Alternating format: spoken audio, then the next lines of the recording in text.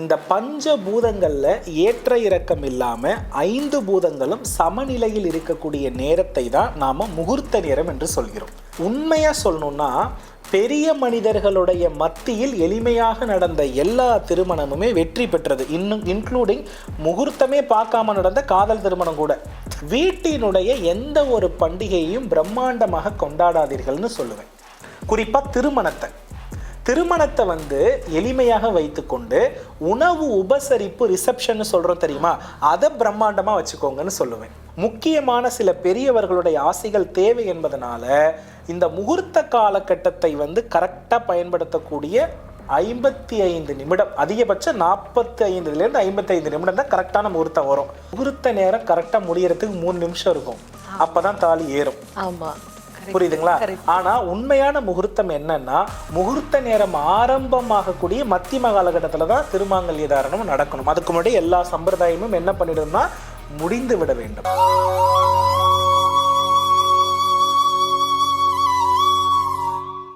ஆன்மீக உள்ள அன்பு நேயர்களுக்கு இனிய வணக்கம். ஏதாவது ஒரு நல்ல விஷயம் ஆரம்பிக்கிறோம், இல்லை ஒரு வீடு கட்ட போகிறோம், இல்லைனா ஒரு கல்யாணம் அப்படின்னு எடுத்தாலே பார்த்தீங்கன்னாக்கா உடனே நம்ம எல்லாரும் என்ன பண்ணுவோம்னாக்க சுப முகூர்த்த தினம் எப்போ அப்படின்னு சொல்லுங்க ஐயா அப்படின்னு ஒரு ஜோதிடர்கிட்ட போய் கேட்போம் இல்லையா. அவரும் நமக்கு லிஸ்ட் ஆஃப் டேஸ் கொடுப்பாங்க. அதில் நம்ம செலக்ட் பண்ணி கல்யாணம் பண்ணதாங்க செய்கிறோம், ஆனால் வாழ்க்கை சுபிக்க மாட்டேங்குதே. அப்போ இந்த சுப முகூர்த்தம் அப்படின்லாம் சொல்கிறாங்களே, இதெல்லாம் உண்மையாகவே வேலை செய்யுதா? இதெல்லாம் உண்மையாகவே நல்ல நேரம் தானா, இல்லை சும்மா நம்ம எல்லாரும் ஏமாத்துறாங்களா? இது குறித்த நிறைய விளக்கங்களை நமக்காகவே எடுத்துரைப்பதற்காக நம்ம அரங்கிற்கு வருகை தந்திருக்காரு ஸ்ரீ பிரணவ வாசுவின் தந்தை மற்றும் சிவஸ்கந்தா ஜோதிடாலயாவின் நிறுவனர் டாக்டர் சிவகு சத்யசீலன் அவர்கள். வாங்க நேயர்களே, சார் சந்திப்போம். வணக்கம் சார். ஸ்ரீ குருப்பியோ நமஹா, ஸ்ரீ மாத்ரே நமஹா, ஓம் அகத்தீசாயே நமஹா. இறையடியார்கள் அனைவருக்கும் அன்பான வணக்கங்கள். வணக்கம்மா. சரி, எங்களுக்கு தெரியாத ஒரு விஷயத்த தெரியல ஐயா, நீங்க எங்களுக்கு ஹெல்ப் பண்ணுங்கன்னு போய் கேட்கறோம்னாக்க அவங்க செய்யற ஒரு விஷயத்த முழுமையாக நம்பி நம்ம பண்றோம் இல்லைங்களா. அப்ப அதற்கான ரிசல்ட் அப்படிங்கிறது பாசிட்டிவா தானே சார் வரணும். ஆனா கல்யாணம் ஆகட்டும், இல்ல ஒரு கிரகப்பிரவேசம் ஆகட்டும், எதுவாக இருந்தாலும் ஜோதிடர்கிட்ட போய் நாங்க என்ன கேட்கிறோம், எங்களுக்கு இதை ஆரம்பிக்கணுங்க ஐயா, ஒரு நல்ல நேரம் சொல்லுங்க அப்படின்னு கேட்கிறோம். சுப முகூர்த்த தினம் அப்படின்னு குறிச்சுதான் கொடுக்குறாங்க.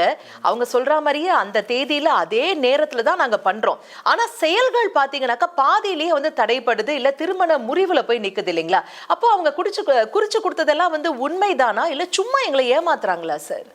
பஞ்சாங்கம் அப்படின்றதுக்கும் முகூர்த்தத்துக்கும் நிறைய தொடர்பு இருக்கிறது. பஞ்ச அங்கங்களை உடையது தான் பஞ்சாங்கம் அப்படின்னு நம்ம பஞ்சாங்கம்னு சொல்லுவோம்.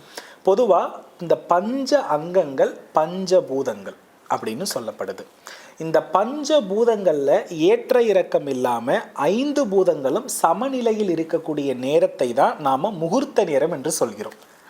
இந்த பஞ்ச பூதங்கள் சமநிலையில் இருப்பது ரொம்ப ரொம்ப அரிது. அதுல குறிப்பா வளர்ப்பிறை அப்படின்றது ரொம்ப ரொம்ப சிறப்பு. ஏன்னா சந்திரபலம் அதிகமாக இருக்கக்கூடிய காலகட்டத்தில் தான் பூமியில் எந்த ஒரு நல்ல செயலையும் செய்யணும். சந்திரபலம் இல்லாத காலகட்டத்தில் செய்யக்கூடாது. அதைத்தான் சந்திரபலம் உள்ளத வளர்ப்பிறை முகூர்த்தம்னு, சந்திரபலம் இல்லாததை தேய்பிறை முகூர்த்தம் அப்படின்னு சொல்றோம். இப்ப முகூர்த்தங்கள் எல்லாம் எப்படி முடிவு செய்யப்படுதுன்னா மண்டபத்தை வச்சுதான் முடிவு செய்யப்படுதே தவிர வாழ்க்கையை வச்சு முடிவு செய்யப்படலை. புரியுதுங்களா? அவர்களை பொறுத்தளவுல அவர்களுக்கு உரிய சந்திர பலத்திற்கு தகுந்த முகூர்த்தத்தை பார்க்கிறார்களான்னு கேட்டா கேள்விக்குறிதான். ஒரு காலகட்டத்தில் திருமணம் அப்படின்றது எதன் அடிப்படையில் இருந்ததுன்னா வீட்டில் செய்யக்கூடிய நிலையில் தான் இருந்தது. இந்த காலகட்டத்தில் உண்மையா சொல்லணும்னா பெரிய மனிதர்களுடைய மத்தியில் எளிமையாக நடந்த எல்லா திருமணமுமே வெற்றி பெற்றது. இன்க்ளூடிங் முகூர்த்தமே பார்க்காம நடந்த காதல் திருமணம் கூட. கரெக்ட். புரியுதுங்களா? எல்லாமே பார்த்து செய்த திருமணம், தாய்மாமன் வரல, பெரியப்பா வரல, சித்தப்பா வரலன்னு நடக்கிற திருமணம் இருக்கு தெரியுமா, அது தோல்வியில தான் போய்கிட்டு இருக்கிறது. என்னை பொறுத்தளவுலமா எப்போதுமே திருமணத்தை என் மாணவர்களுக்கு சொல்லுவேன், வீட்டினுடைய எந்த ஒரு பண்டிகையையும் பிரம்மாண்டமாக கொண்டாடாதீர்கள்னு சொல்லுவேன். குறிப்பா திருமணத்தை எளிமையாக வைத்துக்கொண்டு உணவு உபசரிப்பு ரிசப்ஷன் சொல்றோம் தெரியுமா, அதை பிரம்மாண்டமா வச்சுக்கோங்கன்னு சொல்லுவேன். ஸோ உபசரிப்பிலும் உணவுகளிலும் பிரம்மாண்டம் காட்டணும். திருமணம் பெறுவதிலும் ஆசீர்வாதம் பெறுவதிலும் எளிமை இருக்கணும்.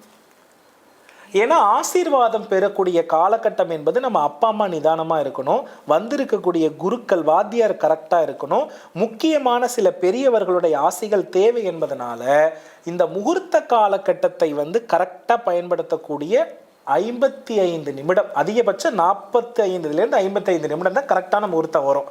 இதுக்குள்ள எல்லா சம்பிரதாயத்தையும் முடிச்சிட்டு நடக்கணும். ஆனால் எனக்கு தெரிந்து எல்லாருமே என்ன தெரியுமா பண்ணுறாங்க, முகூர்த்த நேரம் கரெக்டாக முடியறதுக்கு 3 நிமிஷம் இருக்கும், அப்பதான் தாலி ஏறும். ஆமாம், புரியுதுங்களா? ஆனா உண்மையான முகூர்த்தம் என்னன்னா, முகூர்த்த நேரம் ஆரம்பமாகக்கூடிய மத்தியம காலகட்டத்துல தான் திருமாங்கல்ய தாரணம் நடக்கணும். அதுக்கு முன்னாடி எல்லா சம்பிரதாயமும் என்ன பண்ணிடணும்னா முடிந்து விட வேண்டும். அந்த மாங்கல்யம் ஏறக்கூடிய காலகட்டம், ஹோமம் முடித்து தீபாராதனை செய்யும் காலகட்டம், இது கரெக்டா முகூர்த்த நேரத்தில் இருந்தாலே போதுமானது. சங்கல்பமாகி அந்த காரியத்திற்கான பிரதான விஷயம் வரக்கூடிய காலகட்டம் சரியான நேரத்தில் இருந்தால் போதும். இதில் இப்போ இதை தாண்டி இன்னொரு விஷயம் என்னன்னா, நீங்கள் ஒன்று கேள்வி கேட்டீங்க, முகூர்த்த நேரம் பார்த்து பண்ணுறவங்க ஏன் நிறைய பேர் நல்லா இல்லை? ஆமாம், இந்த நல்லா இருக்கணும்னா சந்திர பலம் நன்றாக இருக்கணுமா. எந்த ஒரு செயலுக்கு உரிய கிரகமும் பலமாக இருக்கிற காலகட்டம் சந்திர பலம் உள்ள காலகட்டம். இதை தான் நம்ம திருமண பொருத்தத்தில் தாராபலம் என்று சொல்வோம். தாராபலம் பார்த்து தான் ஆக்சுவலி பரிகாரமே செய்ய வைப்போம், இல்லைன்னா செய்ய வைக்க மாட்டோம். அதில் பார்த்தீங்கன்னா தாரைன்னு சொல்லுவாங்க.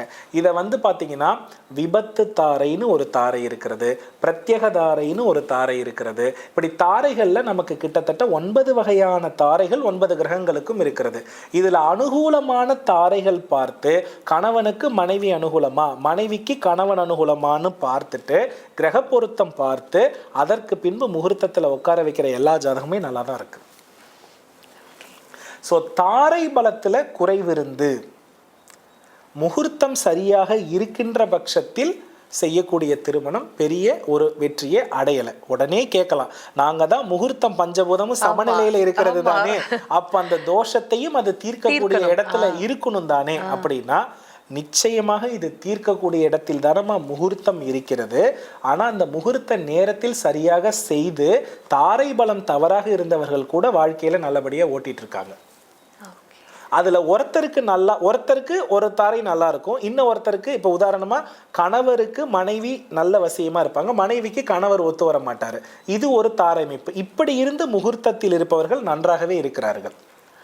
அப்படி இல்லைன்னா முகூர்த்த நேரம் தாரை தவறாக இருக்கிற பட்சத்தில் அவங்க வாரிசுகள் வாழ்க்கையில் அடுத்தடுத்த கட்டம் அவங்க லைஃப்ல வரணும் இல்லையா, குழந்தை, அது வீடு, இதில் ஏதாவது ஒரு சிரமங்கள் என்ன பண்ணுதுன்னா ஏற்படுது. இன்னொன்று, தாரை தவறாக இணைந்த ஜாதகத்தில் முகூர்த்த நேரத்தையே தவற விட்டுடுறாங்க.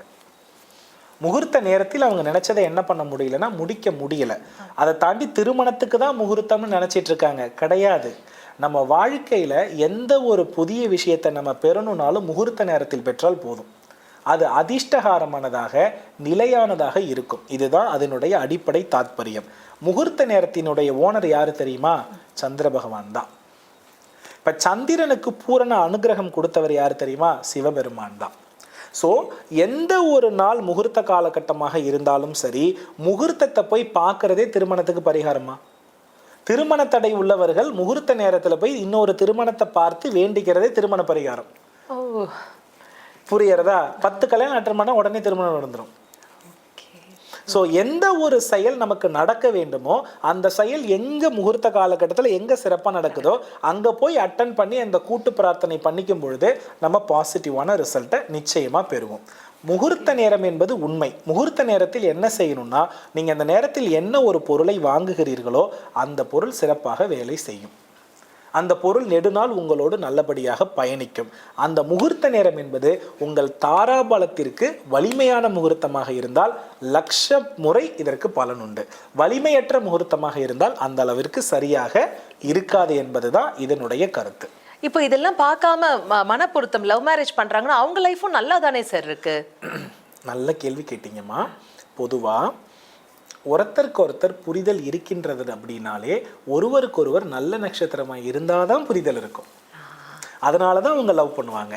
அதனாலதான் லவ் மேரேஜுக்கு ஜாதகம் பார்க்க வேண்டாம் என்று சொல்வார்கள். லவ் மேரேஜுக்கு இப்போவும் நான் பொருத்தம் என்ன பண்ண மாட்டேன்னா பார்க்க மாட்டேன். ஏன்னா அவர்கள் விரும்பி மனம் ஒன்றுபட்டு நல்லபடியாக வாழணும்னு பல ஆண்டுகள் முடிவு செய்ததுனால தான் அதுக்கு வராங்க.